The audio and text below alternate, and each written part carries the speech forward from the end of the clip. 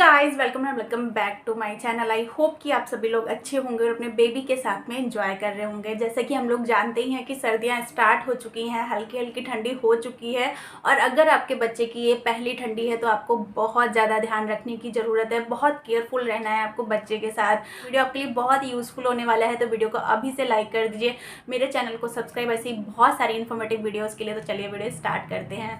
देखिए, सबसे पहली चीज़ आपको बच्चे के साथ ये करनी है कि बहुत सारी मदर्स ये गलती करती हैं कि बच्चे को एक मोटा स्वेटर पहना देती हैं और उसके बाद वो सोचती हैं कि बच्चे को ठंड नहीं लग रही होगी। लेकिन वहाँ पे क्या होता है कि बच्चा बहुत अनकंफर्टेबल हो जाता है, वो अपने हाथ पैर अच्छे से चला नहीं पा रहा होता है। तो यहाँ पे आपको करना ये है कि बच्चे को लेयर में कपड़े पहनाने हैं। सबसे पहले जो इनर वियर आते हैं, जो वूलन के इनर वियर आते हैं, वो आपको पहनाना है। फिर अगर आप बहुत ज़्यादा ठंडी है तो उसके ऊपर से एक पतला सा स्वेट शर्ट पहना सकते हैं और उसके ऊपर से जो भी जैकेट है, आपके पास मोटा स्वेटर है, वो पहना सकते हैं। अगर उससे भी ज़्यादा ठंड हो रही है तो उसको आप ब्लैंकेट से कवर कर सकते हैं।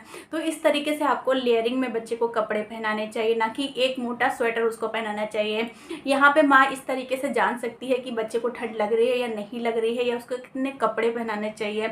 बहुत सारे लोग ये गलती करते हैं, बच्चे को बहुत सारे कपड़े पहना देते हैं, उनको लगता है बच्चे को ठंडी लग रही होगी, लेकिन ऐसा नहीं होता है। जो मदर का टेम्परेचर होता है उससे 1 या 2 डिग्री ज़्यादा बच्चे का टेम्परेचर होता है। तो अगर माँ 2 लेयर पहन रही है तो बच्चे को 3 लेयर पहनानी है। अगर माँ 1 लेयर पहन रही है तो बच्चे को 2 लेयर पहनानी।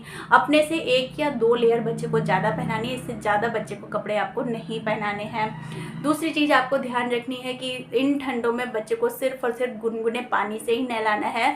बहुत सारे लोग बच्चे का रूटीन सेट कर रहे होते हैं, तो वो एक बार मॉर्निंग में उसको नहलाते हैं, एक बार इवनिंग में उसको नहलाते हैं। तो आपको अगर मॉर्निंग में नहला रहे हैं तो इवनिंग में कोशिश करिए कि बच्चे को सिर्फ गुनगुने पानी से स्पंज कर दीजिए। बहुत ज़्यादा ठंड में बच्चे को नहलाना नहीं है। अगर आप बच्चे के गर्म कपड़े एकदम से उतारेंगी और उसको ठंडा लग सकता है, तो इस वजह से आप बच्चे को थोड़ा थोड़ा कपड़े उतार के उसको स्पंज कर सकती है। ये बच्चे के लिए बहुत हेल्पफुल रहेगा।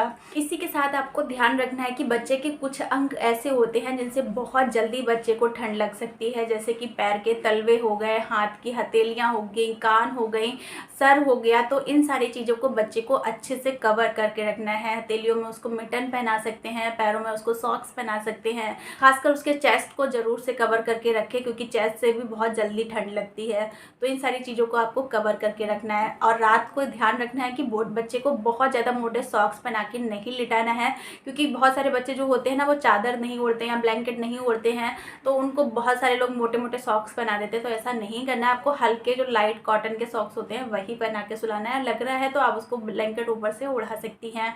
इसके अलावा आपको ध्यान रखना है कि ठंडों में बच्चे की मसाज ज़रूर से करनी है। मसाज करते टाइम आपको ध्यान रखना है कि सारे कपड़े नहीं उतारने हैं। सबसे पहले अगर आप रूम में कर रही हैं तो रूम का टेम्परेचर मेंटेन करिए।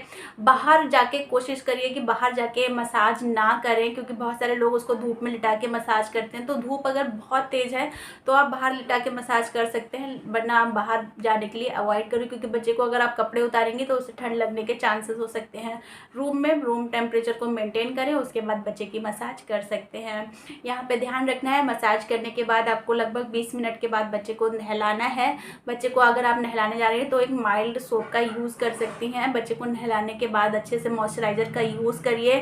ठंडों में खासकर आपको ध्यान रखना है, छोटे बच्चे को मॉर्निंग की थोड़ी सी धूप ज़रूर से दिखानी चाहिए, एकदम सामने से नहीं कि उसका फेस एकदम जल जाए या फिर बच्चे का कलर डल हो जाए। आपको पीठ की तरफ से उसको धूप दिखानी है। कोशिश करिए कि बच्चे को वहीं पे आप टमी टाइम भी दे सकते हैं उस टाइम पे।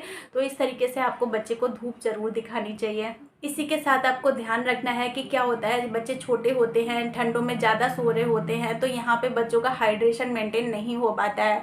अगर बच्चा डिहाइड्रेट है तो बच्चे के ओंठ सूखेंगे, बच्चे की जो स्किन है वो ड्राई लगेगी। तो यहाँ पे आपको बच्चे का हाइड्रेशन का बहुत ध्यान रखना है। अगर बच्चा 6 मंथ से छोटा है तो उसको बार बार अगर आप ब्रेस्ट फीड करा रही हैं तो ब्रेस्ट फीड कराइए, नहीं तो उसको फॉर्मूला फीड दीजिए, उससे बच्चे का हाइड्रेशन मेंटेन रहेगा। तो क्या होता है, ठंडों में बच्चे को टॉयलेट भी बहुत ज़्यादा आती है, इस वजह से भी उनमें डिहाइड्रेशन हो जाता है। तो इस चीज़ का आपको ध्यान रखना है। तो अगर इन सारी चीज़ों का आप ध्यान रखती हैं तो बच्चे का जो सर्दियाँ हैं वो बहुत ईजिली निकल जाएंगी। और इस चीज़ का ज़रूर से ध्यान रखिएगा कि अगर आपके पास रात को जब आप सोने जाती हैं तो हल्के गुनगुने तेल से, अगर सरसों का तेल है तो सरसों का तेल ले सकते हैं, हल्के गुनगुने तेल से बच्चों के तलवों में और बच्चे के हथेलियों में, बच्चे के हेड में थोड़ा थोड़ा मसाज करके बच्चे को आप जो भी सॉक्स मिटन वगैरह है वो पहना दीजिए। उससे बच्चे को भी सर्दी लगने के बहुत कम चांस हो जाते हैं, या सर्दी नहीं लगती है, तो इन चीज़ों का आप ज़रूर से ध्यान रखें। आई होप कि वीडियो आपके लिए यूज़फुल रहा होगा। वीडियो यूज़फुल रहा हो तो प्लीज़ वीडियो को लाइक ज़रूर करें, मेरे चैनल को सब्सक्राइब। ऐसी बहुत सारी इन्फॉर्मेटिव वीडियोज़ के लिए thank you so much for watching. Thank you.